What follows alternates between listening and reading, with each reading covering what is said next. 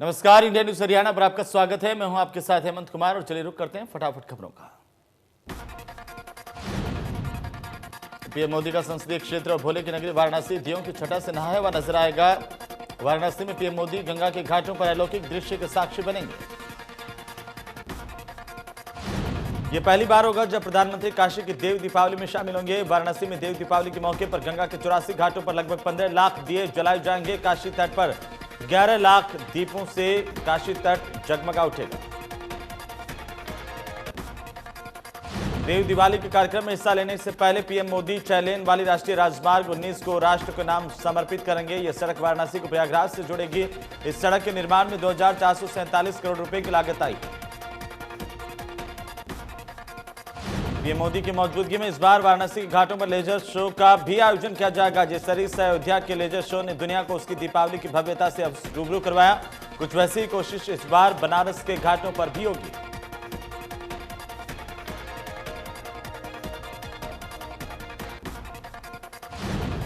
किसान संगठनों से बिना शर्त बातचीत के लिए सरकार तैयार। अमित शाह ने फोन पर किसानों से की बात। शाम को 4:30 बजे प्रेस कॉन्फ्रेंस में किसान बताएंगे आगे की रणनीति। किसानों के विरोध प्रदर्शन के बीच कृषि मंत्री नरेंद्र सिंह तोमर गृह मंत्री अमित शाह से मिलने पहुंचे। इससे भी जेपी नड्डा के घर अमित शाह, राजनाथ सिंह और नरेंद्र सिंह तोमर की बैठक हुई थी। दिल्ली हरियाणा की सीमा पर प्रदर्शन कर रहे किसानों के धरने का 5वां दिन। नए कृषि कानूनों के खिलाफ प्रदर्शन कर रहे किसानों ने सिंधु बॉर्डर से हटाने से किया इनकार। किसान संगठनों के नेताओं ने देश की राजधानी दिल्ली में प्रवेश के सभी 5 रास्तों को बंद करने की दी चेतावनी। किसान संगठनों ने दिल्ली के ब्राडी ग्राउंड में आने पर बातचीत करने की सरकार की अपील को ठुकराते हुए कहा कि वे दिल्ली की सीमाओं पर ही डटे रहेंगे। भारतीय किसान यूनियन के जनरल सेक्रेटरी ने कहा कि सभी किसान संगठनों ने फैसला किया कि वे सिंधु बॉर्डर पर ही बैठे रहेंगे और आने वाले दिनों में दिल्ली की ओर जाने वाली बाकी सड़कों को भी जाम कर देंगे। प्रदर्शनकारी किसान जंतर मंतर या रामलीला मैदान में प्रदर्शन करने की अनुमति मांग रहे हैं, लेकिन केंद्र ने कोरोना गाइडलाइन का हवाला देते हुए उन्हें प्रदर्शन की अनुमति देने से इनकार कर दिया। किसान नेताओं ने कहा कि इस तरह शर्तों के आधार पर बात करने के लिए वे तैयार नहीं हैं। किसान नेताओं का कहना है कि ब्राडी ग्राउंड एक खुली जेल है और वो वहां पर नहीं जाएंगे। सिंधु और टिकरी बॉर्डर पर हजारों की तादाद में किसान 26 नवंबर से प्रदर्शन कर रहे हैं। उत्तर प्रदेश से दिल्ली में प्रवेश करने वाले गाजीपुर बॉर्डर पर भी किसान प्रदर्शन कर रहे हैं। दिल्ली के सिंधु बॉर्डर पर मेडिकल कैंप की व्यवस्था की गई। डॉक्टर्स का कहना है कि यहां पर कोरोना के टेस्ट किए जाएंगे ताकि पता चल सके कि यहां कोई कोरोना का सुपर स्प्रेडर तो नहीं है। अगर ऐसा होता है तो काफी चिंता बढ़ सकती है। दिल्ली के टिकरी बॉर्डर पर भी बड़ी संख्या में किसान इकट्ठा हो गए। यहां पर पुलिस ड्रोन कैमरे के जरिए नजर रख रही है। किसानों की ओर से लगातार मांग की जा रही है कि खुद प्रधानमंत्री मोदी या गृह मंत्री अमित शाह बात करें और मसले का हल निकलवाएं।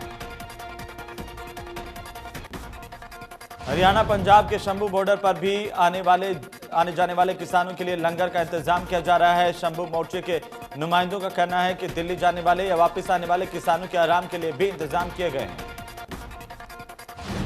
शंभू और सद्दोपुर बैरियर पर किसानों और पुलिस में झड़प के बाद पुलिस ने दिल्ली जाने के सभी बैरिकेड हटा दिए थे और उन्हें अनुमति दी थी। इसी बीच शंभू बैरियर पर कभी भी आने जाने वाले किसानों के लिए लंगर का इंतजाम है। शंभू मोर्चा के लंगर प्रबंधक का कहना है कि जब से पंजाब के किसान आंदोलन कर रहे थे तब से लेकर अब तक इन सैकड़ों किसानों के लिए लंगर की व्यवस्था की गई। सर्द भरी रातों में उनके रहने का इंतजाम भी किया गया।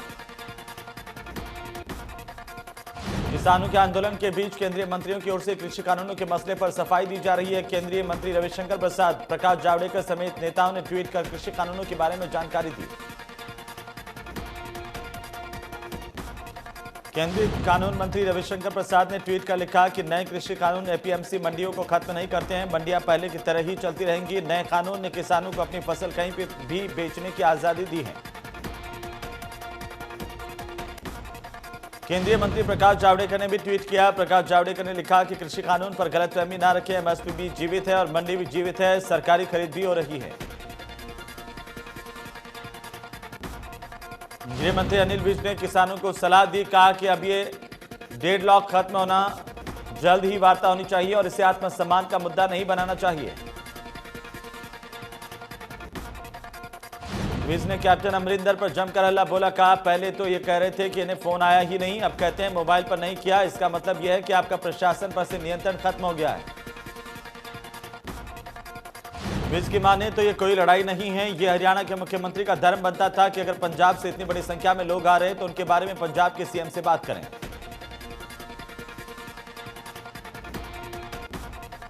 उधर हुड्डा के बयान पर विज ने पलटवार किया। कहा हुड्डा हमेशा भड़काने वाली बात करते हैं। हरियाणा से गुजरने के दौरान कहीं भी लाठी नहीं चलाई गई।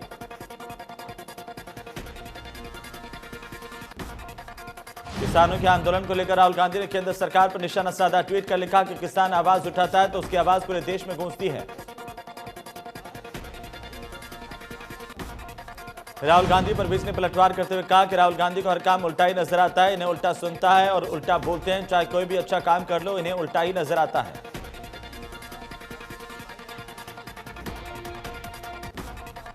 राहुल गांधी के साथ साथ प्रियंका गांधी वाड्रा ने किसानों के पक्ष में एक बार फिर से ट्वीट किया है। एक वीडियो साझा करते हुए प्रियंका गांधी ने पूछा कि किसान कानून बिना किसानों से बात किए कैसे बन सकते हैं।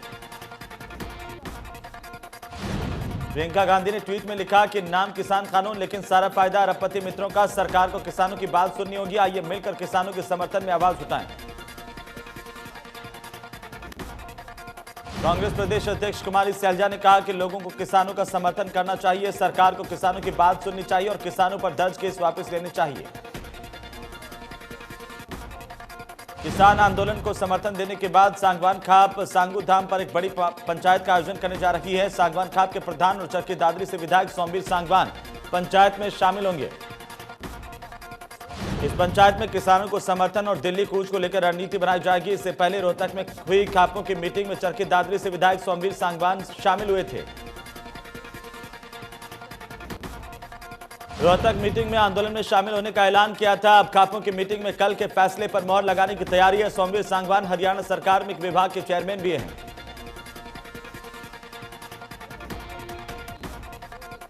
फरीदाबाद के सेक्टर 58 थाना इलाके में महिला ने तेजाब पीकर अपनी जीवन लीला समाप्त कर ली। महिला ने प्रॉपर्टी डीलर की मारपीट से तंग आकर तेजाब पिया। इलाज के दौरान महिला की मौत हो गई। मृतका के पति की शिकायत पर पुलिस ने मामला दर्ज किया। आरोप है कि पति पत्नी प्रॉपर्टी डीलर की मारपीट और बेवजह तंग करने से काफी परेशान थे। इसी को लेकर पीड़िता ने जान दी। पुलिस का कहना है कि प्रॉपर्टी डीलर से मृतका और मृतका के पति ने कुछ पैसे लिए थे। पैसे वापस मांगने पर मृतका ने तेजाब पी लिया। जांच के बाद आगे की कार्रवाई की जाएगी। नूंह में पिछले 24 घंटे में 4 नए केस सामने आए। 7 मरीजों को डिस्चार्ज किया गया। जिले में अब तक कोरोना से 28 लोगों की मौत हो चुकी है। जिले में कोरोना के अब 42 केस एक्टिव हैं। कुल 1542 केस सामने आ चुके हैं। अब तक 1472 मरीज ठीक हो चुके हैं। 45,874 लोगों को सर्विलांस पर लिया जा चुका है। गुरु नानक देव का 551वां प्रकाश पर्व मनाया जा रहा है। कार्तिक महीने की पूर्णिमा के दिन गुरु नानक देव की जयंती मनाई जाती है। इसी मौके पर देश के अलग अलग हिस्सों में जश्न का माहौल है। गुरुद्वारों को सजाया गया है। प्रधानमंत्री मोदी ने देशवासियों को गुरु नानक जयंती की बधाई दी। पीएम ने पंजाबी भाषा में ट्विटर पर बधाई संदेश लिखा और सिख गुरु नानक देव को याद किया। प्रधानमंत्री मोदी ने अपने बधाई संदेश में लिखा कि प्रकाश पर्व के मौके पर मैं गुरु नानक देव को नमन करता हूं। उनके संदेश हमें समाज की सेवा और बेहतर दुनिया बनाने के लिए प्रेरित करते रहें। फरीदाबाद में अखिल भारतीय तकनीकी शिक्षा परिषद के अध्यक्ष ने महान वैज्ञानिक जगदीश चंद्र बोस की 162वीं जयंती के मौके पर जेसी बोस YMCA यूनिवर्सिटी में जगदीश चंद्र बोस की प्रतिमा का अनावरण किया। गुरु नानक देव के 551वें प्रकाश पर्व पर सिरसा शहर में नगर कीर्तन का आयोजन किया गया। श्री गुरु ग्रंथ साहिब को फूलों से सजी हुई पालकी में विराजमान किया गया।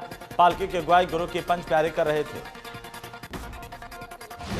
गुरु नानक देव के 551वें प्रकाश पर्व की शहर में पालकी के दौरान कीर्तन करते हुए शहर में श्रद्धालु नजर आए। वहीं इस दौरान गतका पार्टी के सदस्यों ने शानदार करतबों का प्रदर्शन किया। पलवल के गांव कारना में 20 वर्षीय युवक की गोली मारकर हत्या करने वाले 4 आरोपियों में से 3 आरोपियों को पुलिस ने गिरफ्तार किया है। युवक की गोली मारकर आरोपियों ने उसका शव कुएं में डाल दिया था। युवक की हत्या करने वाले 4 आरोपियों में से एक आरोपी अभी भी फरार है। इसकी गिरफ्तारी को लेकर पुलिस लगातार प्रयास कर रही है। पुलिस ने मामले में इस्तेमाल हुए हथियार को सबूत के तौर पर बरामद किया है। किसान आंदोलन की वजह से गोहाना की सब्जी मंडी में आने वाली सब्जियों और फलों पर रोक लग गई है। इस रोक की वजह से मंडी में फल और सब्जियों के दाम बढ़ने लगे हैं। किसान आंदोलन की वजह से मंडी में पूरी तरह से फल और सब्जियों के ना पहुंचने से आलू और सेब के दामों में भारी बढ़ोतरी देखी गई। आशंका जताई जा रही है कि अगर ऐसे ही चलता रहा तो महंगाई का असर आम लोगों की जेब पर पड़ेगा।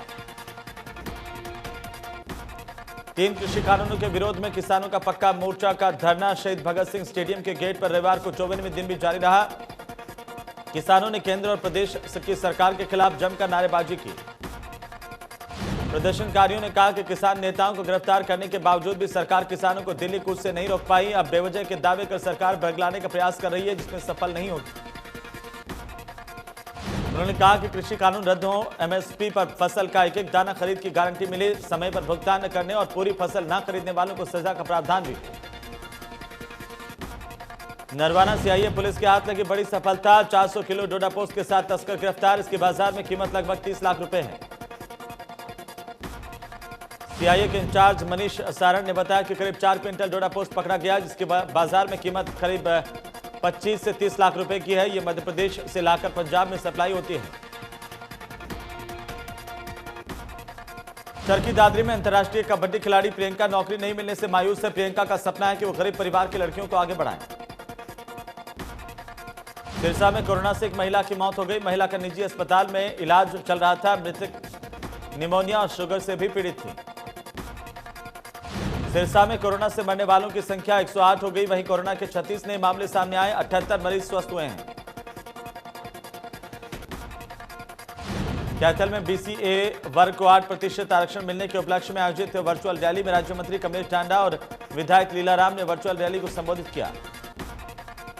राज्य मंत्री कमलेश टांडा ने कहा कि बीसीए वर्ग के लोगों को पंचायती राज संस्थाओं में 8% आरक्षण देना ऐतिहासिक निर्णय है। इससे इस वर्ग की राजनीतिक सहभागिता बढ़ेगी, उन्हें आगे बढ़ने का मौका मिलेगा।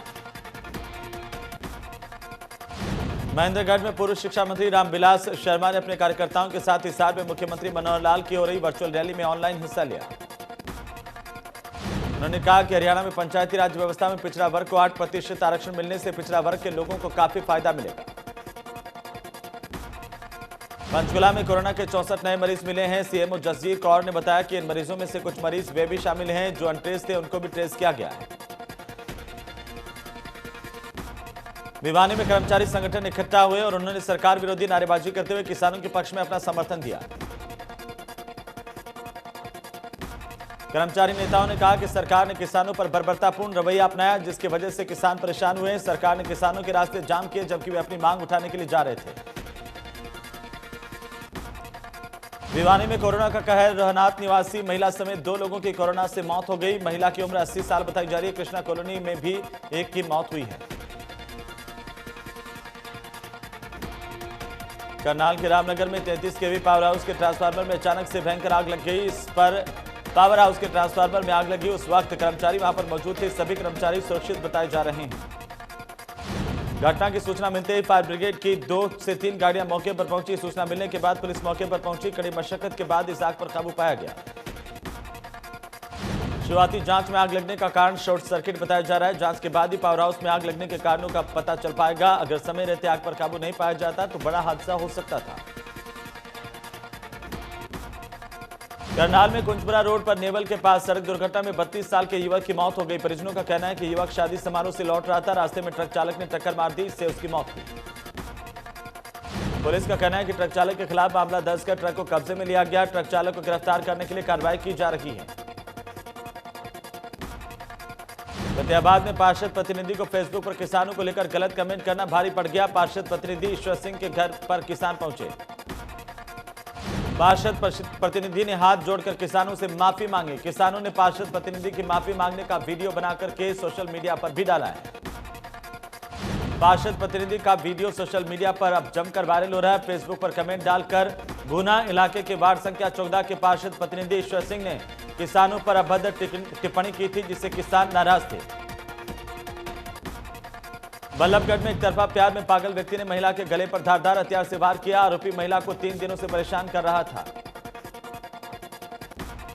पीड़ित महिला ने फोन पर पुलिस को शिकायत की थी, बावजूद इसके पुलिस ने आरोपी के खिलाफ कोई कार्रवाई नहीं की। इसके बाद आरोपी ने महिला पर हमला किया। पीड़ित महिला की माने तो आरोपी भोला ऊंचे गांव का रहने वाला है। आरोपी जबरन उसे परेशान कर रहा था। इसकी शिकायत भी उसने पुलिस को कर रखी थी, लेकिन पुलिस ने शिकायत को गंभीरता से नहीं लिया।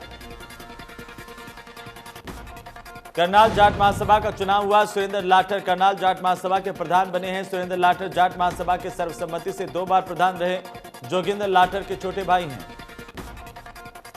प्रधान बनने पर फूल मालाओं से जाट महासभा ने सुरेंद्र लाठर का स्वागत किया। उन्हें 292 में से 237 वोट मिले। सुरेंद्र लाठर ने कहा कि मेरी जीत नहीं, संगठन की जीत है। पहाड़ों पर बर्फबारी, बारिश और पश्चिमी विक्षोभ के कारण पूरे देश में कड़ाके की ठंड पड़ने का अनुमान लगाया जा रहा है। मौसम विभाग ने यूपी के कई शहरों में बारिश की संभावना जताई है। मौसम विभाग के मुताबिक देश के कई हिस्सों में बादल छाए रहने से ज्यादा सर्दी महसूस होगी और तापमान में काफी गिरावट दर्ज की जाएगी। कई राज्यों में कोहरा भी परेशान कर सकता है। यमुनानगर में भारी धुंध से यातायात पर असर पड़ा। धुंध छाई होने की वजह से वाहन चालकों को परेशानी का सामना करना पड़ा। इस दौरान वाहन चालक फॉग लाइट ऑन कर जाते आते नजर आए। धुंध इतनी ज्यादा थी कि कुछ से ही मीटर की दूरी पर दिखाई दे रहा था, उससे आगे नहीं दिखाई दे रहा था। आने वाले दिनों में मौसम के ऐसे ही हालात होंगे, इससे ठंड और ज्यादा होगी। ये धुंध किसानों के लिए फायदेमंद साबित होगी।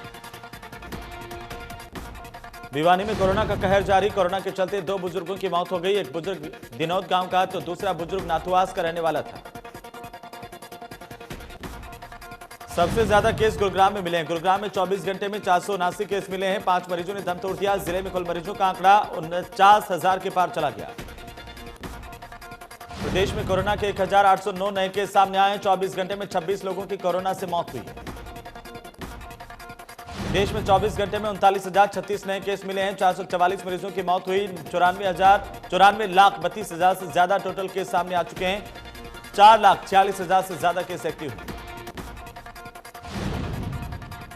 दिल्ली पर कोरोना का शिकंजा 24 घंटे में सामने आए। 4,906 नए केस, 68 लोगों की मौत। महाराष्ट्र में कोरोना में एक दिन में 85 मरीजों की मौत हुई है। कुल मौत का आंकड़ा 47,071 के पार चला गया। अभी भी 90,997 केस एक्टिव हैं। तमिलनाडु में कोरोना से हाहाकार। एक दिन में आए 1,459 नए मामले। अभी भी 11,000 से ज्यादा केस एक्टिव। अब तक 11,703 से ज्यादा की मौत हुई है। उत्तर प्रदेश में कोरोना से लोगों का बुरा हाल। एक दिन में मिले 1,974 नए केस। अब तक 5,09,556 से ज्यादा मरीज ठीक हुए हैं। 24,405 केस एक्टिव हैं। राजस्थान में कोरोना के 28,000 से ज्यादा केस एक्टिव हैं। एक दिन में 2,581 नए मामले सामने आए। मरीजों का आंकड़ा 2,65,000 के पार चला गया। आंध्र प्रदेश में एक दिन में आए कोरोना के 620 नए मामले। मरीजों का आंकड़ा 8,67,000 के पार हो गया। 8,000 से ज्यादा केस एक्टिव हैं। पूरी दुनिया में कोरोना के आंकड़े 6 करोड़ 30 लाख के पार चले गए। अब तक 14,65,000 से ज्यादा मरीजों ने अपनी जान गंवाई है। पूरी दुनिया में अब 1 करोड़ 80 लाख के पार कोरोना के केस एक्टिव हैं। अमेरिका में कोरोना ने जमकर तबाही मचाई। कुल मरीजों की संख्या 1 करोड़ 37 लाख के पार चली गई। अब तक 81,07,000 से ज्यादा मरीज ठीक हुए हैं। कोरोना के मामलों में पूरी दुनिया में तीसरे नंबर पर ब्राजील। अब तक 1,72,000 से ज्यादा मरीजों ने कोरोना के चलते जान गंवाई। कुल मरीजों की संख्या 63,14,000 के पार चली गई। तो रूस में कोरोना के मरीजों की संख्या लगातार बढ़ रही है। कुल मरीजों की संख्या 22,69,000 के पार हो गई है। अभी भी 4,68,000 से ज्यादा केस एक्टिव हैं। 39,527 मरीजों की मौत हुई है।